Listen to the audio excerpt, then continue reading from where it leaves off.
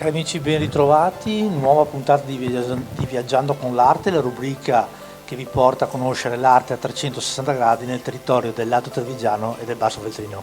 Quest'oggi, in una splendida location, Mulinetto della Croda, Refronto Treviso, una mostra particolare che poi il nostro amico Giancarlo Calegari ci spiegherà. Ben ritrovato Giancarlo, raccontaci esattamente e poi mi accompagnerai lungo questo percorso del libro Collodi. La storia di Pinocchio parte dalla prima stanza, dove inizia da un ceppo, dove c'è il primo Pinocchio che ho fatto io, poi si alterna in un'altra stanza dove c'è la roccia, appunto perché è fatta sul mulinetto della roccia, della Croda, dico, e si sviluppa con il Geppetto, che è il creatore di Pinocchio, il Grillo, e poi si alterna in un'altra stanza dove ci sono i carabinieri, dove c'è il Pinocchio malato con i conigli che arrivano.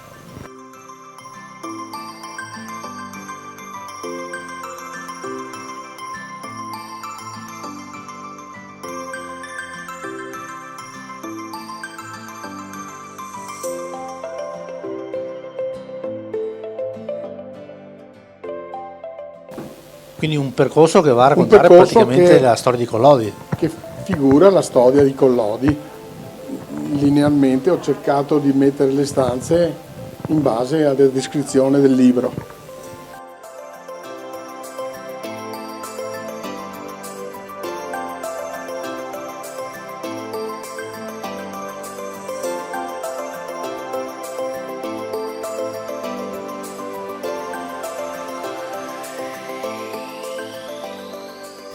Le immagini che più ti sono rimaste impresse di questo libro, quali sono?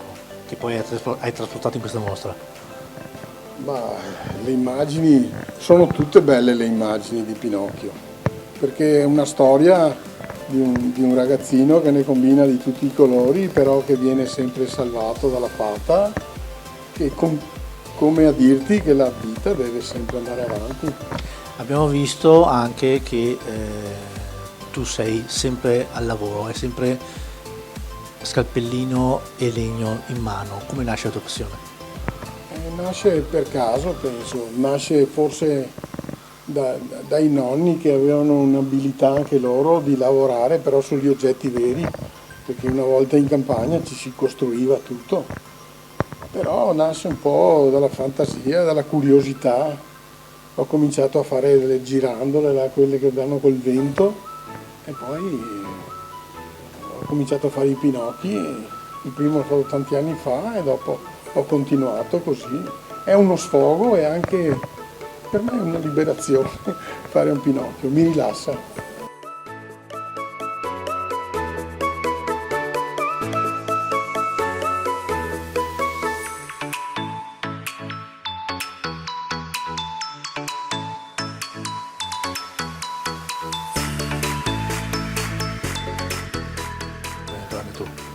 Sì, intanto desidero ringraziare l'associazione del Mulinetto della Croda che mi ha dato questa opportunità di fare questa mia mostra di burattini, di Pinocchi. E poi devo ringraziare la mia compagna che è la regista e la coreografa di tutta la mostra.